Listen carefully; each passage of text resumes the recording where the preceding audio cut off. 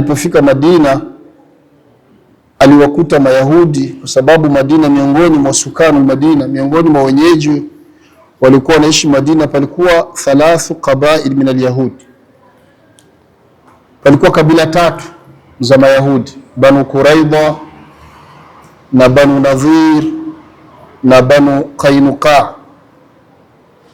Na Mtume kama mwalimu, kama kiongozi, miongoni mwa mambo ambayo aliharakia Mtume kuyatekeleza alipofika Madina, la kwanza kabisa ilikuwa ni kujenga msikiti. Yako mambo matatu Mtume wetu Muhammad sallallahu alipofika Madinatul Munawwara aliyapa kipaumbele. La kwanza kabisa, bana masjidahu, aliujenga msikiti wake, Masjid Nabawi.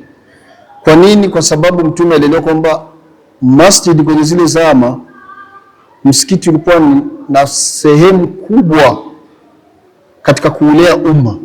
Msikiti ulikuwa ni madrasa, kwa ndio shule. Msikiti ulikuwa ni mahakama, ilikuwa kesi za Waislamu wakigombana zinakatiwa msikitini. Msikiti ulikuwa ni makano ijtimau jeish. Msikiti ulikuwa ndio nafasi jeshi la Kiislamu linakusanyikia. Maana kwa lugha nyingine ndio ilikuwa kambi ya kuandaa jeshi la kwenda kupigana jihadi. Msikiti kana makani istikbali al-wufud. Msikiti ulikuwa ndio kama salle de reception naita nyie, sehemu ya kupokelea wageni kwa msikiti. Msikiti kana makamu al-ibada. Msikiti huo ulikuwa ndio sehemu ya kumwabudia Allah, kwa maana ya kwamba Qur'ani unasoma humo, hadithi tunasoma umehifadhi humo, na sala kama sala za sunna za faradhi ni hapo.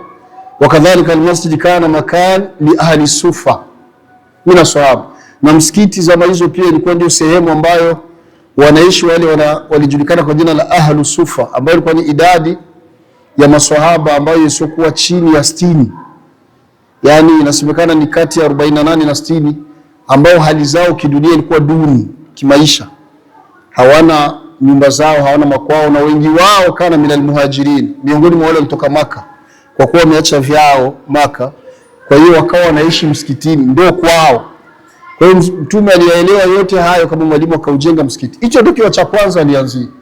Kisha cha pili katika vitatu ambavyo alivipa kipaumbele, akha baina almuhajirin wal ansar. Mtume Muhammad sallallahu akaujenga udugu kati ya wahamiaji wale waliokuja kutoka Maka na wenyeji wa Madina, wakawa ni wadugu, wakapendana, wakashikamana, wakafaana, wakafanana, wakasaidiana. La tatu, na ndio malengo ya kukumbusha haya, almuahada mali yahudi. Mtume wetu Muhammad sallallahu alielewa kwamba hawezi kuishi Madina kwa utulivu kama swala la usalama wa Madina halito watizama watu wote wanaoishi Madina. Kwa hiyo alipowatazama watu wa Madina, baki Answari waliompokea wenyeji wa Madina, palikuwa hizo kabila 3 za Mayahudi, na Mtume anawajua Mayahudi namna gani waliwasumbua mitume waliotangulia kabla yake. Akafanya muahada, akafanya mkataba, makubaliano kati yake yeye na hawa Mayahudi, ambayo yalikuwa na vipengele vingi, lakini miongoni mwa hicho kuna kipengele kikubwa ambacho kilikuwa kinazungumzia kisema kwamba amnul Madina mas'uliyatun liljami', usalama wa Madina unawahusu wote na Mayahudi. Kwa lugha nyingine, Madina ikivamiwa na Mayahudi wanatakiwa wasimame waitetee, na wasi miongoni mwa wale ambao watakuwa sababu ya usalama kuvurugika. Pamoja na kuwa baadaye walikuja wao wakakiuka kunako yale mapatano, na ikawa ni sababu ya Mtume kuweza kuwapa adabu. Sasa ndugu zangu Waislamu, kwenye kisa cha Musa alayhi salatu wassalam na Firaun na kaumu yake kwa ujumla, kuna mazingatio makubwa sana kwa wale wenye kutaka kuzipata faida, kama nimesema maulama waliotangulia kwamba fihi fawaid wa durus wa ibarun kathira. Katika kisa kile ukikifuata kwa makini, kuna faida nyingi, kuna mafunzo makubwa, na kuna mazingatio ya hali ya juu.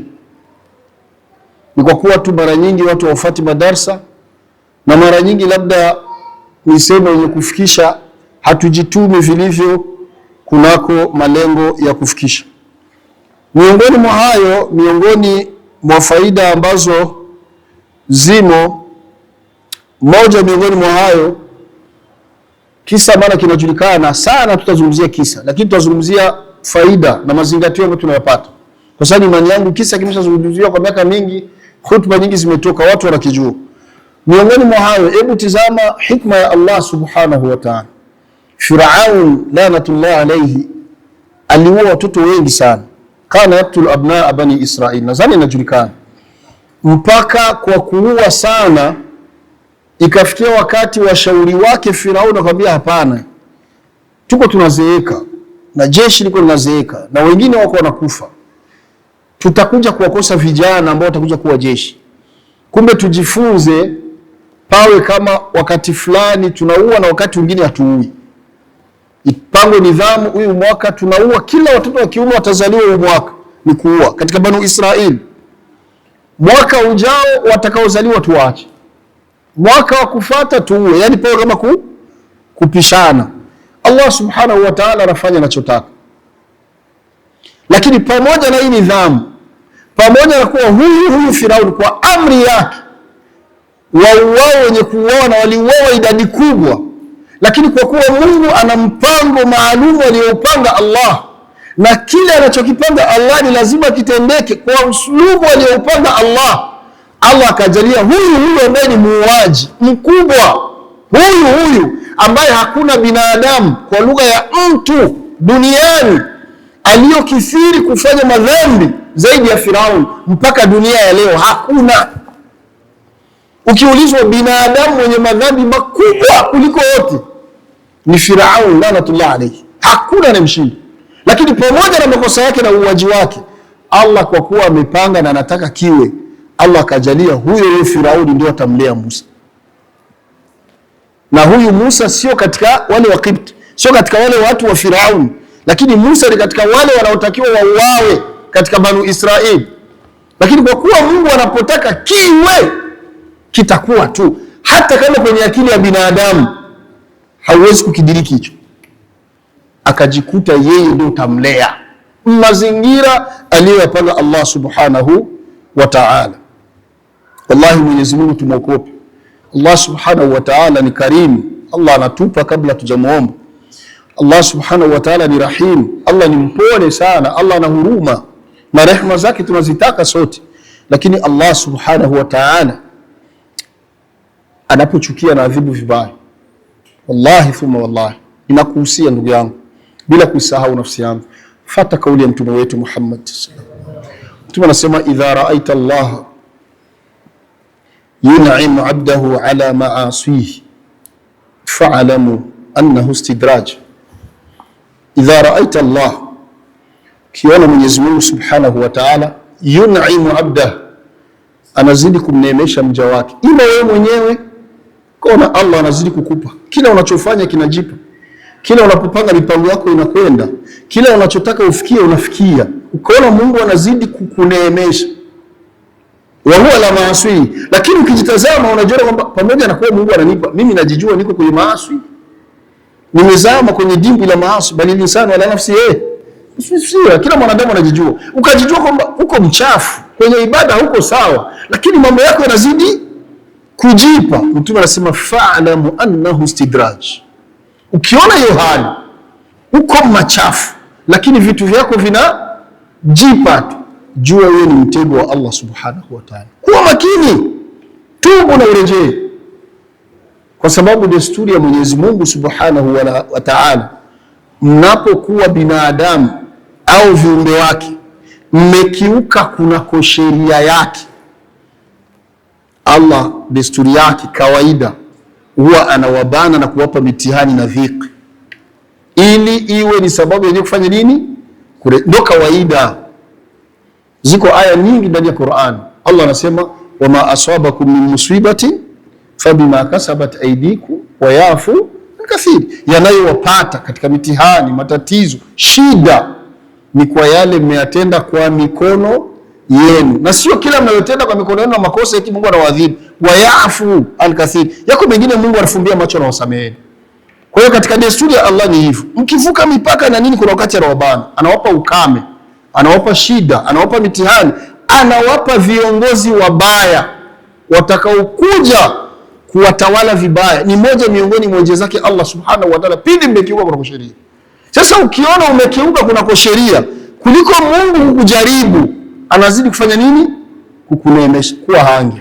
Na hii ndio mtego aliingia Firaun lanatullah alayhi. Hebu fikiria, mtu ameua, ametesa, amefanya dhulma hali ya juu, akaona haitoshi mpaka akafikia kujipiga mkifua, anawaambia ana rabbukumul a'la, mimi ndio Mola wenu yule mnasemaga ambaye yuko juu, ndio mimi. Yani akaona kujiita kiongozi, mfalme haitoshi, mimi Mungu. Lakini Mungu bado anampa, wallahi anampa, mpaka akajisahau, vitu vinaendeka kabisa. Unaona mtego wa Allah. Sasa ulikuja kumnasa mle, ndio akili inakuja, anaona hapa hakuna ujanja wala mafarra, hapa hakuna pa kukimbilia. Alisema nini? Amantu annahu la ilaha illa alladhi amanat bihi banu Israil, nimeamini ndani ya maji hakuna vibaba, hakuna pasaye kuabudiwa kwa haki illa alladhi. Kama angesema illa Allah ingekuwa ni shahada na Mungu angemsamehe, lakini kwa sababu Allah subhanahu wa ta'ala bihikmatihi yahdi man yashau ila sirati mustaqim, kwa hikma yake Mungu anamuongoza amtakaye kuna njia iliyonyooka, alishindwa kutamka hivyo, akasema illa alladhi amanat bihi banu Israil, nimeamini kwamba hakuna pasaye kuabudiwa kwa haki isipokuwa yule ambaye walimwamini wana wa Israeli, akikusudia wale ambao wako na Musa. Hii sio shahada. Kwa nini sio shahada? Kwa sababu wana wa Israeli walikuwa na Musa, si wote walimwamini Allah subhanahu wa ta'ala. Kwa ushahidi, baada ya Mungu kuwavusha kwenye maji, si wako wengine walimshirikisha Mwenyezi Mungu. Allah subhanahu wa ta'ala tulindie Uislamu wetu. Sangu Waislamu, kuweni makini sana wallahi katika dua zenu, na kuhusieni muombeni sana Mwenyezi Mungu asikujaribuni kunako dini, kwa sababu kwenyewe inaelekea Allah mwenyewe ni shahidi. Tulinde sana tauhid, tulinde sana dini yetu, wallahi tulinde sana dini yetu. Wao wana dini yao na sisi tuna dini yetu. Dini ni nidhamu. Tujitahidi sana, kama tumeshindwa Uislamu kutendea haki, tusiwi sababu ya Uislamu kudhalilisha. Allah tunakuomba Rabbal Alamin utulindie dini yetu na imani yetu. Mzangu Waislamu, Firaun lanatullah alayhi, pamoja na yote yaliyotokea, nadhani yanajulikana. Allah aliokoa na Israeli akawa amemwangamiza Firaun aliyojiita yeye ndio Mungu wa hali ya juu Mungu wa hali ya juu, akafa ndani ya maji, ambayo Mungu wa hali ya juu tunayemjua sisi ndio anayehukumu bahari na ndio anahukumu viumbe wote wako ardhini, kwa maana akiamua kitu ni kun fayakun. Kwa hiyo Firaun kama naye angekuwa kweli ni Mungu wa hali ya juu, angetoa tu amri kwa yale maji na akapita zake akawa salama. Lakini Mwenyezi Mungu subhanahu wa ta'ala faalu lima yurid, anafanya anachotaka. Alichokihukumu Mwenyezi Mungu ni kile ambacho kilichotokea, na akawa ameangamia. Miongoni mwa faida na durus na ibar, lutfullahi bi ummi Musa, Allah subhanahu wa ta'ala huruma wake kwa mama yake na Musa. Kama kisa mlisha kifata kimakini, Musa wakati akingaliki mdogo, na Musa amezaliwa zama zile kwenye ule mwaka ambao Firauni anaua. Musa alizaliwa katika ule mwaka ambao wanaua watoto. Mzazi kama mzazi na mapenzi ya mzazi, hasa mama ambaye anajua machungu ya ujauzito mpaka kujifungua, kiasi gani anampenda mwanae mchanga, ana hofu na kukosa amani kwamba mwanangu atauawa wakati wowote. Jeshi la Firaun au mukhabarat, ndio mnaita documentation ya Firaun, ikijua tu kama hapa kuna mtoto alizaliwa yuko hapa, nitamkosa. Mama yuko na hofu kama hiyo. Allah subhanahu wa ta'ala bihikmatihi wa bilutfi, kwa hikma yake Allah na kwa huruma wake uliovuka mipaka, Mwenyezi Mungu subhanahu wa ta'ala akamtuliza huyu mama kwa kumwambia mchukue mwanao, mtie msanduku liweke katika mto huyo wa maji. Tia tu msanduku alafu tia katika maji. Kawaida kibusara na kutumia akili, hakuna mzazi anaweza kufanya kitu kama hicho. Kwa sababu kitakachokuja kwenye akili yake ni kwamba anajua mwanangu nikifanya hivyo atafanya nini? Atakufa, ataangamia. Hawezi. Lakini Mwenyezi Mungu akamtuliza kwenye nafsi, akamwambia tekeleza hayo, ilham. Allah akamwambia fanya tu. Tena akamwambia usina hofu, na mwanao tutakurejeshea naye. Ahadi ya nani? Allah. Inna Allah la yukhlifu ahada. Wallahi Mwenyezi Mungu akiahidi aende kinyume na kile alichoahidi. Na huyu mama kwa yakini aliyokuwa nayo, maadamu ni ahadi amepewa na Allah kwamba pamoja na hofu ni sanduku juu ya maji hayo na nini, tutakurejeshea mwanao. Akajua Mungu kamwe haendi kinyume na kile alichoahidi. Akawa na yakini kwamba huyu atarejea, japokuwa hana mlinzi, hana mwenye kumchunga, hana nani katika binadamu. Maadamu ni ahadi kaitoa nani? Allah, huyu hatuzulika. Akamchukua mwanae mchanga, akaandaa sanduku, akamweka, kisha akalitupa juu ya maji. Mipango ya Allah subhanahu wa ta'ala. Mungu anapopanga mipango yake haikosei, sio kama mipango ya binadamu. Mungu amepanga lazima ili sanduku litakwenda mpaka kwenye mashamba ya Firauni. Haendi kwenye mashamba wengine, wala halitaenda hovyo kule, kwa sababu tayari kuna program mahsus aliyoipanga Allah subhanahu wa ta'ala, na ni lazima iende kama alivyoipanga Mwenyezi Mungu subhanahu wa ta'ala. Matokeo, Allah alimwahidi yule mama kwamba tutakurejeshea mwanao. Sanduku lilikwenda, kisa kinajulikana, mpaka likaogotwa kule na watu wa Firauni, mpaka lilipofikishwa kwa Firauni, mpaka iliyotokea kati ya Firauni na mama yetu Asia, acha mtoto tumgeuze kama mwanetu. Matokeo nadhani yote kama mshafuata kisa kwa makini, walitafutwa wale ambao watamnyonyesha huyo mtoto, sababu miaka hiyo sio masuala ya maziwa ya ng'ombe, lazima watafutwe wanawake ambao wananyonyesha. Kila yoyote ambaye alipewa mnyonyeshe, tena kwa malipo yanayotoka ikulu. Maana Firauni zama hiyo sio kama mimi na wewe, ndio mfalme wa Misri. Kwa tangazo linapotoka, kila mama ambaye tayari alikuwa ananyonyesha, iwe mtoto wa kike au wa kiume, hata kama alikufa, anajua dili hili naenda kupata pesa, kila mtu anakimbilia akapata hiyo nafasi.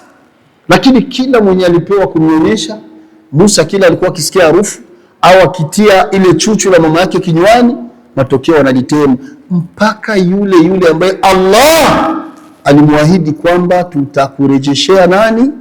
Mwana. Akajikuta kwa uwezo wake Allah subhanahu wa ta'ala, yule mama ndio baada ya kuwa dada yake na Musa ametoa fikra pale, ni kuelekezeni nani anayeweza kumlea huyu vizuri, kama atapatikana atakuwa vizuri. Hapo Musa kama mtoto mdogo analia saa zote, huyu akaletwa.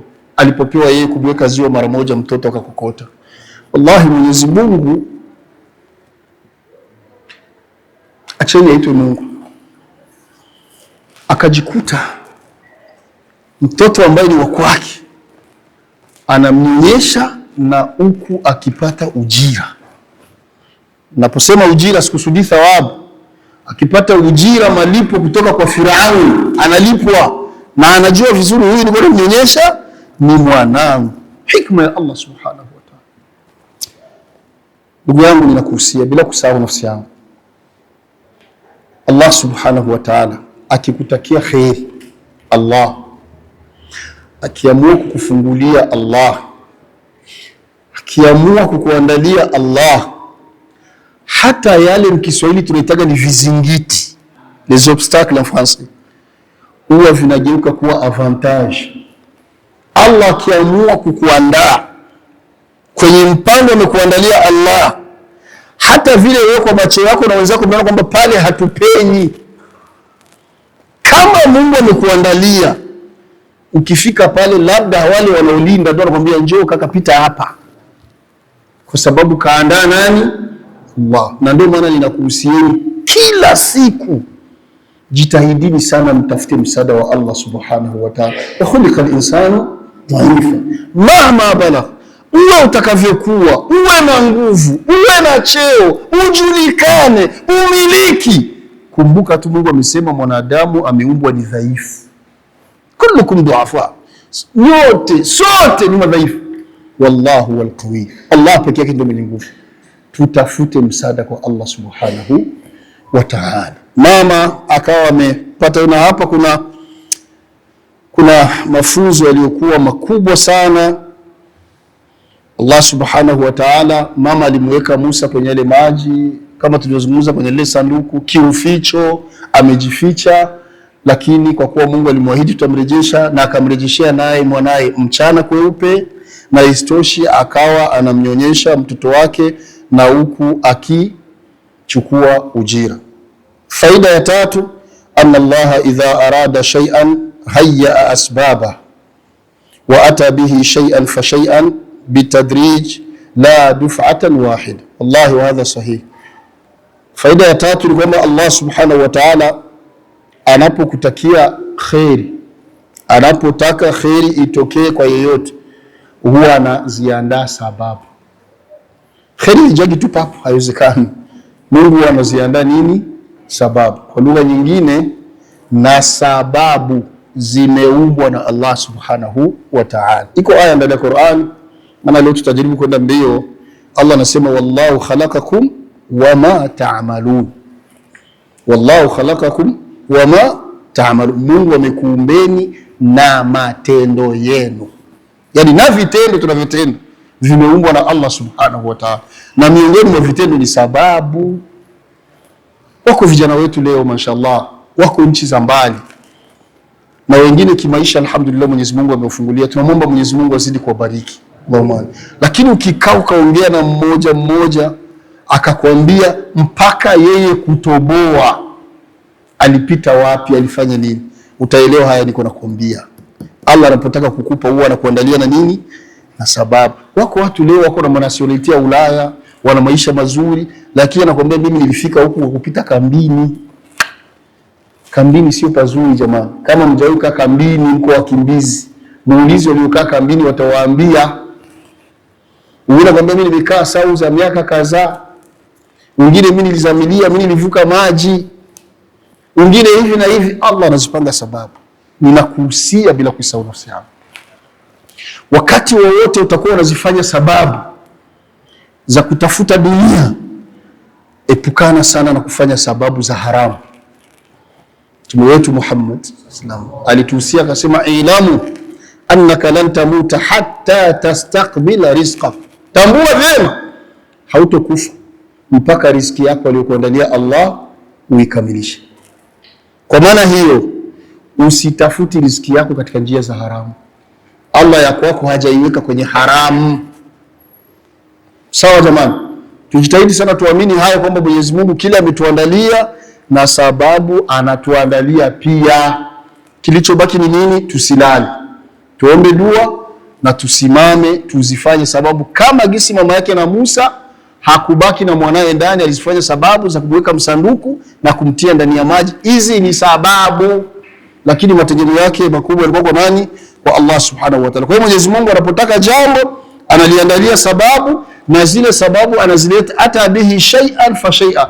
Ukikaa na tafakari utaona zilikuja moja baada ya mwingine, taratibu taratibu. Kila mtu anajijua, kila mtu. Hata wewe ukijitazama hapo ulipo, ukarudisha akili yako nyuma kule ulipoanzia mpaka kufikia hapo ulipo, halikuja tu dufatan wahid. Kama ilikuja tu pap na wewe kanunua nyumba, kama mlikuwa mnatambia zamani habari ya Kabushutu, sijui Kabushutu umemwogota, sijui umetoa ndevu, sijui umepata hela. Mungu aongoze alikuwa anasema huyo uongo. Maana kama zingekuwa Kabushutu ziko, nadhani watu wangekuwa wanaziwinda hapana mchezo. Lakini hakuna hayo. Utakuta kila kitu ulifanya hivi. Kuna mwingine alijaribu mara 3 mara 4, alifanya hii kazi haipiti, alifanya hii haitoboi, amegeuza hii, amehama huku, amefanya hivi. Wako wengine mpaka walicheza mpira na hawaujui. Wallahi wapo. Mtu anaona nimeshatumika ili aliendi, basi acha nikacheze mpira. Na anacheza pengine kocha wake kwanza anambia wewe katafutie pangine, hapa haliwezekani. Na pengine huko kwenye mpira ndio atoboa. Na kuna wengine walienda kwenye mipira na kwenye kazi vikakataa. Akaona basi kuliko kosa yote acha basi nikasome tu. Miaka imekwenda anaamua kuingia darasani. Wengine wanatumika fucking job. Yeye kwa anasoma. Miaka 3, 4, 5. Anamaliza anapata kazi nzuri. Unakutana kuja kupata uwezo kuwashinda wale walio wanatumika kazi za fucking job. Allah akiamua kukupa anakupa. Na ndio maana ni kosa la jinai Muislamu kukata tamaa. Usikate tamaa hata siku moja kwa Mola wako. Mtume wetu Muhammad anasema yustajabu li ahadikum ma lam yayas. Mtume anasema mmoja wenu anapoomba dua atajibiwa na Allah pindi ambapo hajakata tamaa. Maswahaba kwa Mtume, ya Rasulullah, wa kaifa yayas? Vipi mtu atakata tamaa kwa Mola wake? Maswahaba zama hizo, viumbe wenye busara, wenye akili, utakata aje tamaa kwa Mola wako? Mtume akasema kukata tamaa ni pale mtu ataomba dua alafu afikie kusema da'autu wa da'autu wa da'autu wa lam ara ustajaba li. Nimeomba, nimeshaomba sana, nimeomba sana, lakini majibu siyaoni. Na nadhani ndio hali wengi tumefikia. Watu wanakuwa nasikia tumeomba Ramadhani kunuti sana, kisimamo kunuti nyingi. Leo Ramadhani mbona majibu hayaji? Mkifikia hapo hayatokuja. Msikate tamaa kwa Mola wenu. Allah Subhanahu wa Ta'ala tunapomuomba Allah anapokea. Lakini hatupi kile tunachomuomba, anatupa kile ambacho yeye anajua kina munasaba na sisi. Kwa sababu Allah akitupa kila tunachomuomba, wallahi tutaweza kuangamia. Kwa sababu kuna yale tunaomba sisi kwa moyo wetu na akili zetu ndogo, tunaona kama ndio usalama wetu na ndio neema. Kumbe maskini ya Mungu ndio kuna maangamizo yetu. Na ndio maana Allah ukimwomba ukaona amekupa kingine kinyume ya kile ulichomwomba, mshukuru Mola wako mara nyingi, kwa sababu kile amekuchagulia Mola wako ni bora kuliko kile ambacho wewe ulikuwa unaomba. Na ukitaka kujua sababu, wallahu ya'lamu wa antum la ta'lamun. Naam. Faida ya 4, wa anna al-ummata al-mustad'afa, tambua kwamba umma unapokuwa ni dhaifu, Muislamu unapokuwa ni dhaifu, huko hata sehemu ambayo unajijua uko dhaifu, haimaanishi ya kwamba kutokana na udhaifu wako sasa ndio waache kufanya sababu. Maana kuna watu wanaona tabia sasa ndio tulishakuwa madhaifu, tufanye nini? Acha tu tusubiri Mungu ahukumu. Hakuna ya kusubiri. Sawa jamani? Hakuna ya kusubiri Mungu ahukumu. Fanyeni sababu. Hakuna watu walikuwa madhaifu kama wana wa Israeli kwa Firauni. Kanu mustadhafin, walikuwa ni madhaifu sana, lakini wakukunja mikono. Walizifanya sababu. Na Musa akasimama kwa amri ya Allah, tufanye sababu. Na akawakilisha na ndugu zake, tutoke mwa hii ardhi twende kwetu. Na baadhi yao wakaanza kubisha, akawaambia mimi niko na Mungu, twendeni tutafika. Wakaona basi acha tumfuate. Maana kufanya sababu ni muhimu, wakamfuata wakawa wameenda. Kwa kuwa Mwenyezi Mungu amepanga, Allah akawaelekeza wapite kwenye njia ambayo Mungu anajua itafika baharini. Na ilipofika baharini, wale ambao Musa amewapeleka na walikuwa hawataki, si walianza kumlaumu. Baada ya kuwa wanaona mbele yao kuna bahari na nyuma jeshi la Firauni linakuja, walisema nini? Ya Musa, inna la mudrakun. Musa, tunakamata. Na lawama nyingi. Umetuletea nini? Si ungetuacha kule. Lakini aliwajibia nini? Qala kalla inna ma'a rabbi sayahdi. Acheni yenu. Iskani niko pamoja na Allah, atanielekeza wapi nitapita. Fi'lul asbab ya jamaa la yunafi al-qadar. Wanatuambia hivyo watu wa tauhid. Fi'lul asbab la yunafi al-qadar. Kufanya sababu hakupingani na kile alichopanga Mwenyezi Mungu Subhanahu wa Ta'ala. Wewe fanya sababu, bali al-asbab na al-qadar. Kufanya sababu ni moja miongoni mwa makadara. Maana kuna watu wajuaji, unaingia naye kwenye gari, labda ndio driver, unataka kutoka, umevaa mkanda, ule mkanda umefunga, unamwambia mwenzako bwana funga na wewe mkanda. Unasikia kujibia sasa, kama Mungu ameandika tutakufa tu, utatuzuia nini? Yaani nitakada wewe. Kama Mungu ameandika kwamba tutakufa, kwa nini tufanye ajali itazuia nini? Wewe ulikuwa haelewi. Hii ni sababu. Na kufanya hii sababu hakupigani na makadara. Kumbe wewe fanya hii sababu. Alafu kama Mungu aliandika tutakufa tukifanya ajali, tutakufa ndio, lakini fanya kwa sababu. Dalil zama za mtume wetu Muhammad. Siku moja mtu hapo dakika akafika bedui mmoja, nadhani nakumbuka lugha ya bedui, tulisema ni mtu wa vijijini huko. Akafika amekuja kwa ngamia yake, ile ngamia iko na mizigo, maana ngamia za mazile ndio gari za kupakia mizigo. Kaja na ngamia yake, alipofika pale msikitini mtume anamuona, maswahaba wanafuata darasa. Ule bwana akafika pale akateremka kwenye ile ngamia, akaiacha, wala hakuifunga wala nini. Akaiacha akaingia zake msikitini, akaja na gisi alikuwa ni kampanya, mtu wa bush country huko vijijini, hakusali hata tahiyatul masjid, akafika na kuja mpaka hapo akakaza chini. Alipokaa chini mtume Muhammad sallallahu alaihi akataka kutoa darsa kwake na kwa wengine, akamwambia ya rajul, akamwambia bwana wewe, akamwambia iqilaha, akamwambia ule mnyama wako kaufunge, kwa maana ile kamba ya ngamia ufunge sehemu juu, kiuacha vile kama utaenda ovyo unaweza ukapotea, itakuja kuwa shida, kaufunge. Huyu jamaa kajibu akasema, hapana ya Rasulullah, mimi namtegemea Mwenyezi Mungu, atanilindia na Mungu atailinda. Mtume akamwambia hapana, kaufunge kwanza, iqla awalan thumma tawakkal ala Allah. Akamwambia hapana, kaifunge kwanza kisha ndio mtegemee Mungu. Akasimama akaenda akaifunga, kisha akarudia akakaa kwenye darasa. Na ndio maana nawahusia kaka zangu wale mnamiliki magari, hata kama unasikia ni Allahu akbar ya kurukuu, pata uhakika kwamba umeloki gari. Maana kuna wakati mnajifanya imani zimepanda, unachomoka tu mbio, utaki kujua umeloki au vipi, alafu umesha kwa subhana rabbil azim, subhana bora kumbuka na kule nimeloki au sikuloki kule. Wakati kukosa utulivu ndani ya sala, sala inaharibika. At-tuma'aninatu fi sala ruknun min arkani sala. Utulivu ndani ya sala ni nguzo katika nguzo 14 za sala, kutulia. Na ndio maana mtume akasema hivi kwa yule kula, maana watu tumeachana. Kuna watu chakula tu kikiiva kiko mezani, hata waseme kad qamati swala, akili imeishia kwenye chakula. Wapo kama uko miongoni mwa hao, mtume amesema la swalata bihadrati at-ta'am, hakuna sala pindi chakula kiko mezani, kama uko mwa hao. Lakini kama uko mwa wale wachache ambao unajua hiki ni changu, anytime utafanya nini, mtakila, sina pupa, muda wa sala umeenea, kasali kwanza, juu utakikuta, hauna haraka. Lakini kama usiji ukakai wala dhalin amin, lakini msosi utapoa kule, utaharibu. Ukiwa mwao inabidi uende ukale kwanza. Kwa hiyo faida ya 4 ndugu zangu ni hiyo, umma unapokuwa ni dhaifu, walau balaghat fi dha'fi ma balaghat la yanbaghi an yastawla alaiha alkasal, hata kama udhaifu ukizidi haijuzu muwe wavivu na muwe wapuuzi, la yajuzu. Hata kama mko madhaifu lazima mjifunze kufanya nini? Sababu. Na hilo liingie mpaka kwenye familia, na hilo liingie mpaka kwenye kamati za misikiti.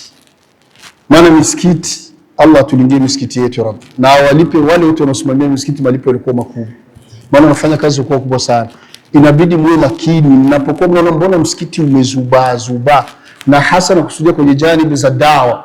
Kuna misikiti ambayo hakuna madurusi, kuna misikiti ambayo hata kwenye hutuba ndio hivyo tena, mnapaswa msimame mtafute japo mmoja au anatoa darasa msikitini, hata ikiwa ni siku moja au 2, lakini msikiti lazima pawe darasa, pawe mafunzo, watoto wasomeshwe Qur'ani, watu wazima hakuna aibu wakafundishwe madatul adhkar, watu wasomeshwe dhikri, na hasa dhikri za asubuhi na jioni, kwa sababu vijicho vimekuwa vingi, husda na chuki zimekuwa nyingi, uchamungu wetu wengi umepunguka.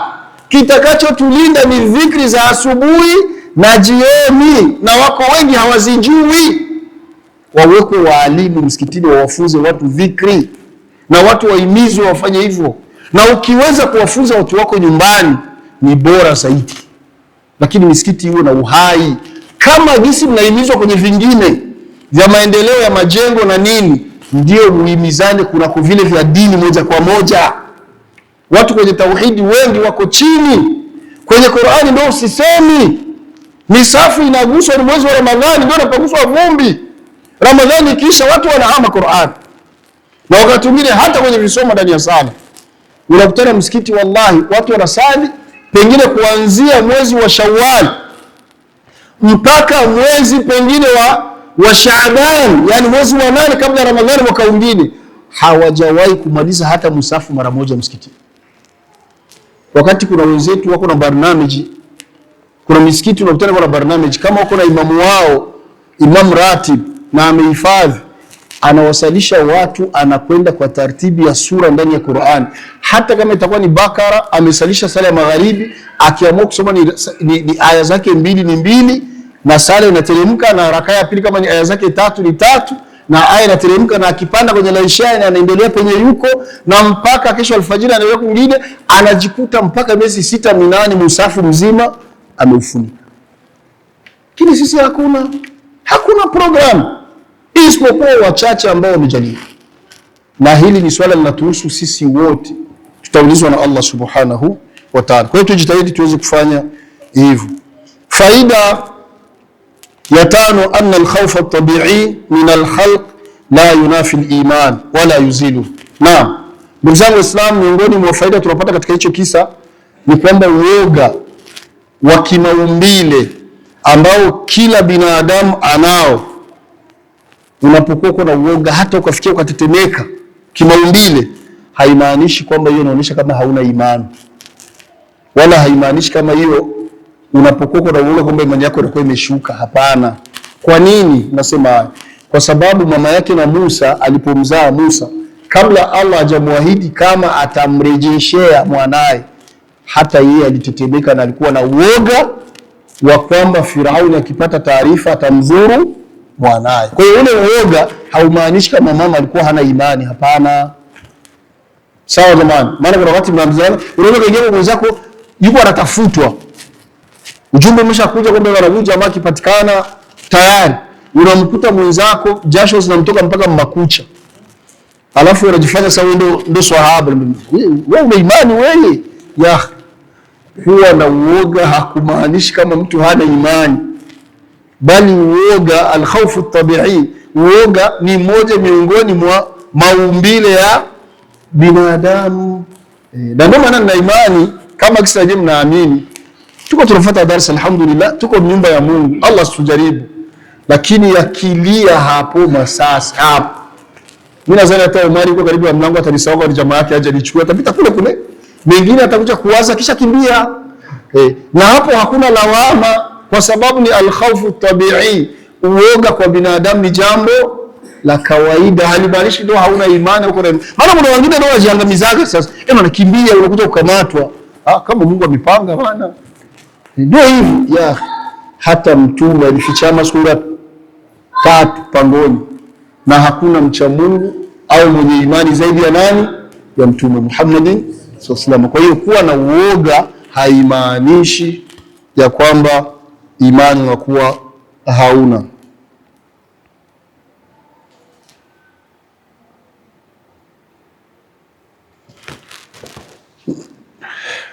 Naam, faida ya 6, anna al-abda wa in arafa anna al-qadaa wal-qadar haqqun wa anna wa'da Allahi nafidhun la budda minhu fa innahu la yahmal fila al-asbab.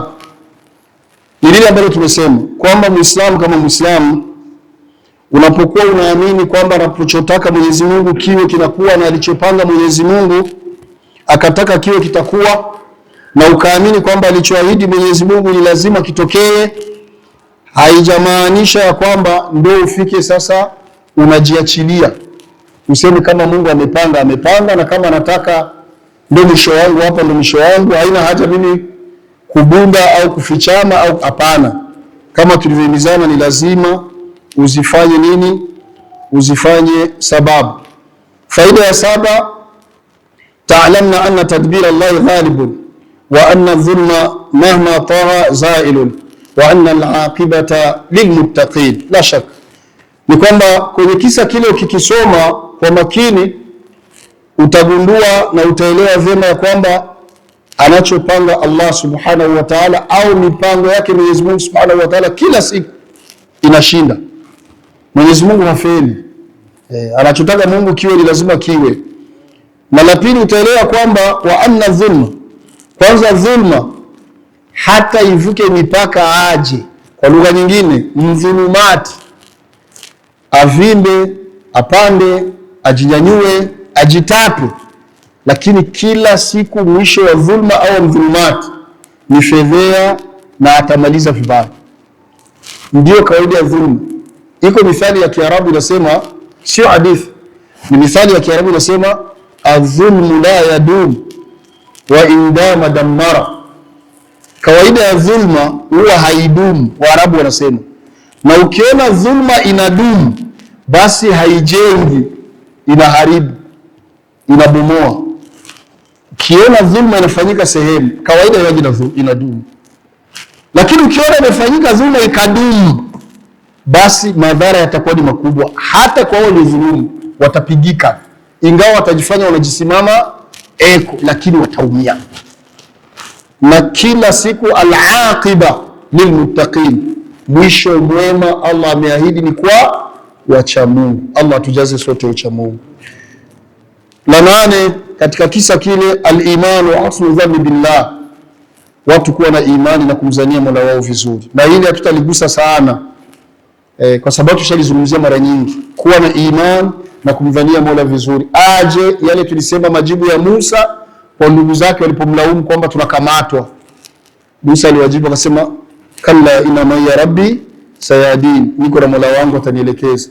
Imani yake ni kubwa na anaamini kwamba dhana yake kwa Mwenyezi Mungu iko sawa, na tuamini ya kwamba Mwenyezi Mungu Subhanahu wa Ta'ala, na hili ndio kubwa, kwamba Mwenyezi Mungu yeye ndio anahifadhi, na yeye Mwenyezi Mungu Subhanahu wa Ta'ala ndio anayetupangia mambo yetu. Na ndio maana ukiona umepanga mambo yako na kaenda sawa, mshukuru Mola wako. Wa anna an-najata murtabitatun bil yaqin, na kila siku ili uweze kufaulu ni pale ambapo utakuwa na yaqini kwa Mola wako Subhanahu wa Ta'ala. Mitihani isikupelekea hata siku moja ukakata tamaa. Faida ya 9, aqibatu tughyan al-istikbar, mwisho wa wale ambao wako na kibri na wale ambao wamevuka mipaka kwa kuwaonea waja, mwisho wao unakuwa ni mbaya. Mwisho wao unakuwa ni mbaya, hasa wakiwa ni watawala.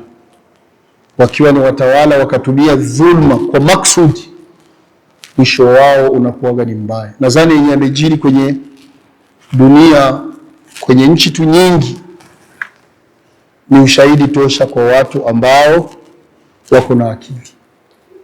Dini haituruhusu kutaja majina ya watu, lakini waliokuwa viongozi, baki Firauni, kwenye zama zenu mko na akili, walikuwa viongozi kwenye manchi tofauti na wakavuka mipaka katika dhulma, katika wizi wa mali ya umma, katika kuua, katika kufunga, katika kuonea, mwisho wao unakuwa mbaya.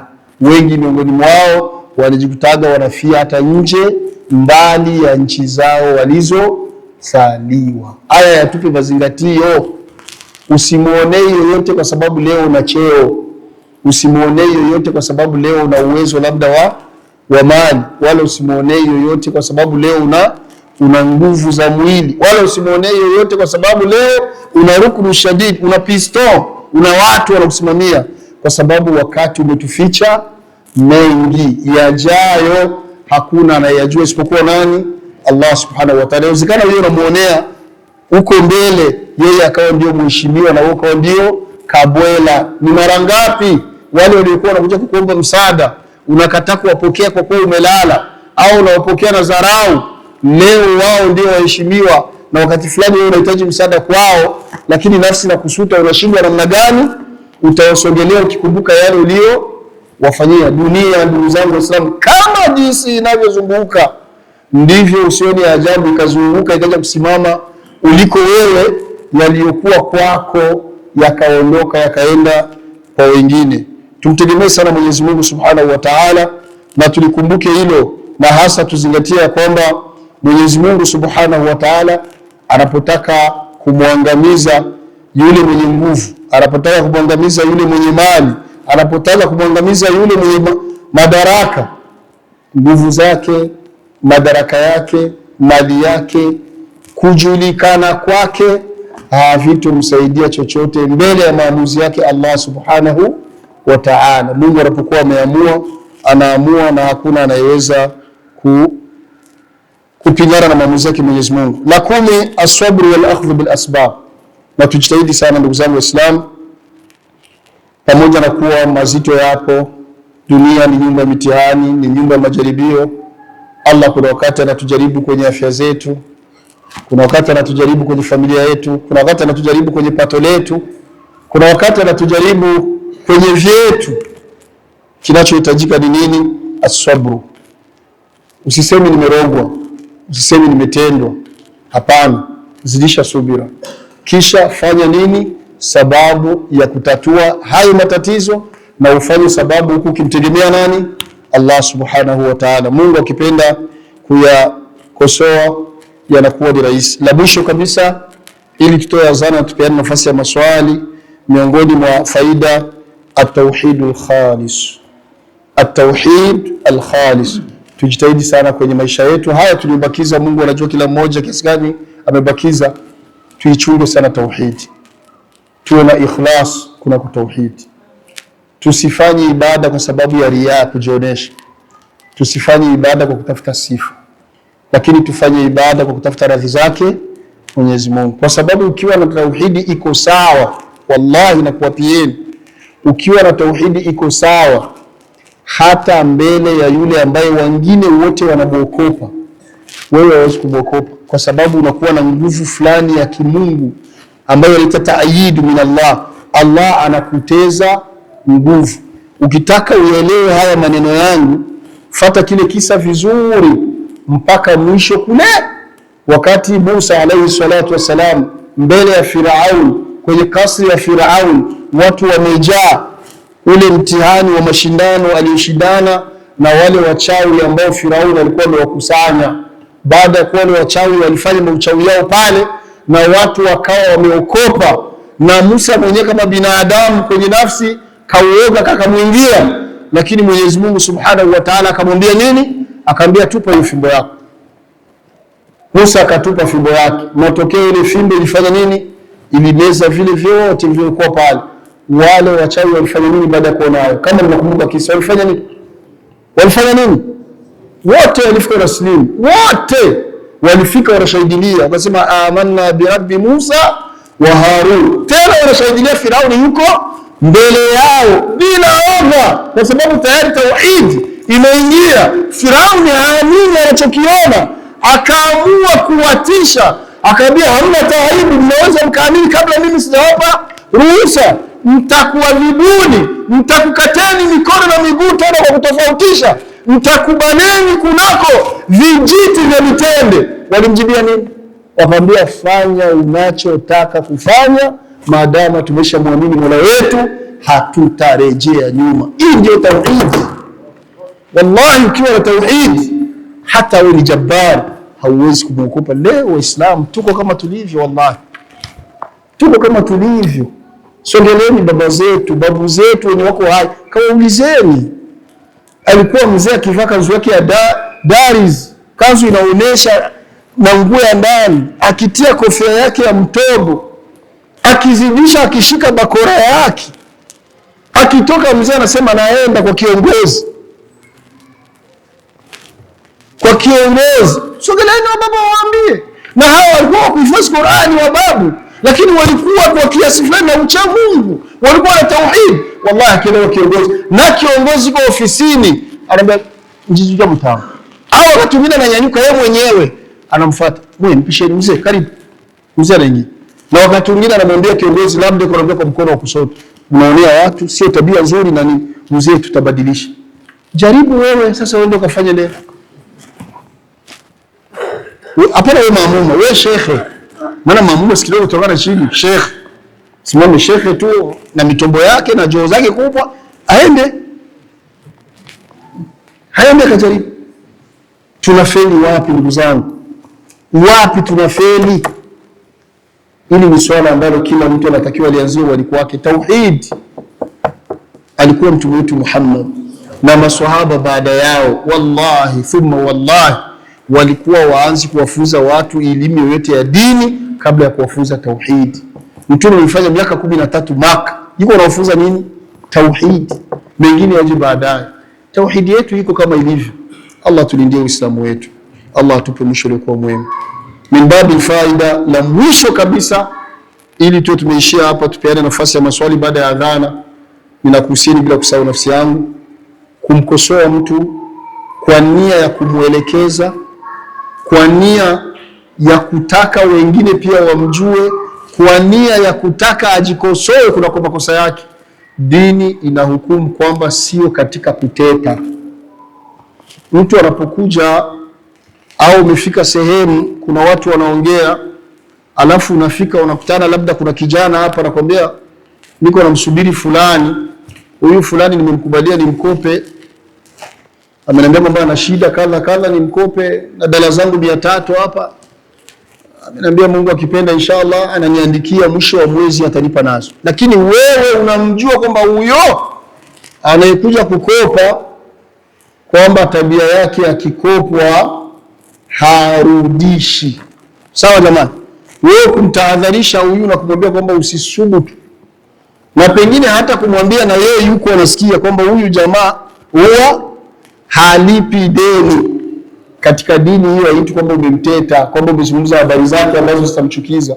Haiji hivyo kwenye dini, bali unakuwa ni mmoja miongoni mwa yeye kumkosoa, aache hiyo tabia. Na dalili wamechukua wanachuoni kwenye kisa hiki cha Musa alayhi salatu wassalam. Nadhani mnakumbuka wakati ule alipomwokoa ndugu yake, nikikusudia katika wana wa Israeli kwa mara ya kwanza, mbele ya yule jamaa miongoni mwa Waqibti, watu wa Firaun, alipomnyoshea Musa mkono yule jamaa, na yule jamaa kawa amekufa.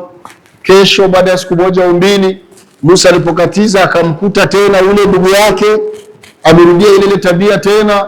Musa akataka kumkosoa, akamwambia wewe unaonekana ndio tabia zako, wewe unaonekana uko mchokozi.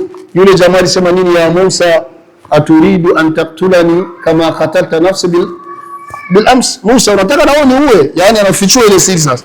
Unataka uniue kama ulivyoua mwingine jana.